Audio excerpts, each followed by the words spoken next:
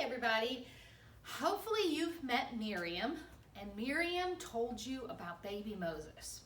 Well, I'm going to give you a lesson about baby Moses and what happened in his lifetime. So this comes from Exodus 1 and the beginning of chapter 1 and the beginning of chapter 2. The Israelite people were God's people. God had set up a people group that were going to be just for him. They were God's chosen people. And he did this through a man named Abraham. Well, different things had happened, and there was Abraham and Isaac and Jacob, and then there was Joseph. And Joseph ended up in Egypt, and things were great for Joseph's family in Egypt at the beginning. But a lot of time had gone by, and there were many different Egyptian kings. So the people were in Egypt, and at first things were good, but then the different kings came and they went and they came and they went, and 400 years went by. And the king that was living, the Egyptian king, he was a pharaoh, he did not know that Joseph's family was special. And he made them slaves, and he treated them very poorly. And he began to become afraid of them. Now, he had no reason to become afraid of them. He had no reason to fear them. They were simply living their lives, growing their crops, and doing exactly what they needed to do. But this Pharaoh had fear in his heart, and he was afraid of the people. And he said, they're going to rise up against me. They're going to form an army, and they're going to take me down. They're going to take my kingship away. He was very fearful. Well, God doesn't want us to be fearful. And the Israelite people didn't exactly know what was happening, but all of a sudden they were slaves.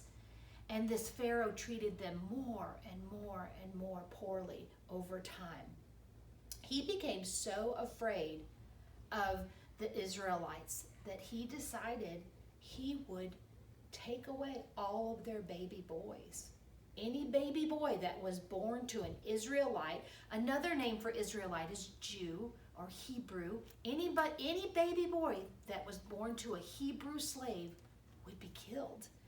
That's horrible. This was a horrible man. He was living in fear of what these people might do, but they weren't even thinking about it.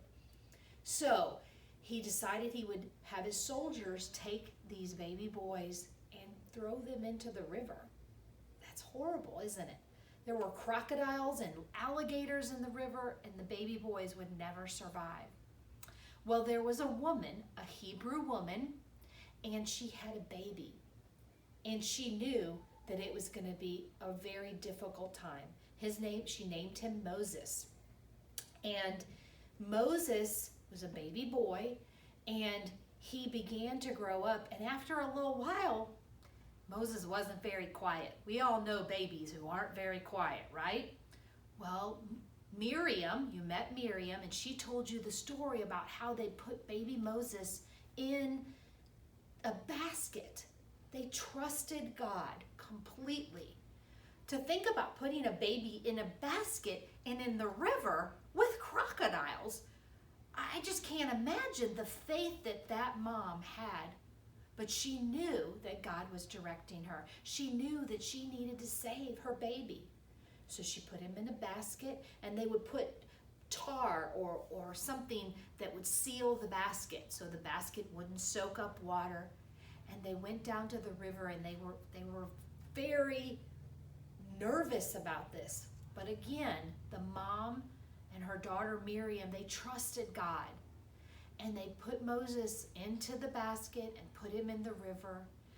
And the mama said, go and follow the basket, Miriam. Go run down beside the river. So Miriam followed the basket, and she moved along and she moved along. All the while, all they could do was trust God.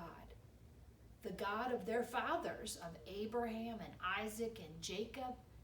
God was protecting Moses because God had a very special plan for Moses.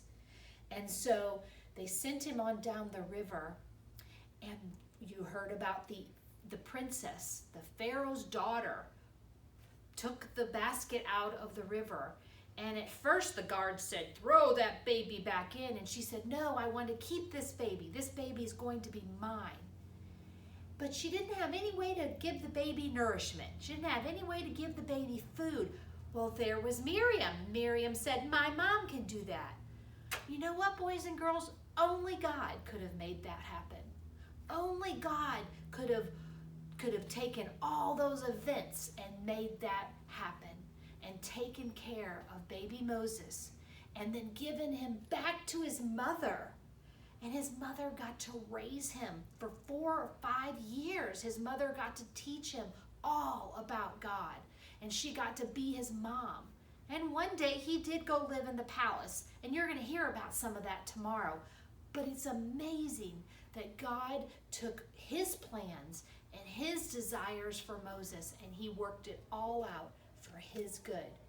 If you want to read the story, it's in Exodus chapter 1 and the beginning of chapter 2, and it would be a great thing to read together as a family. I hope you enjoy the craft and all the other things we have going on, and I hope you're enjoying Bible Alive. Bye!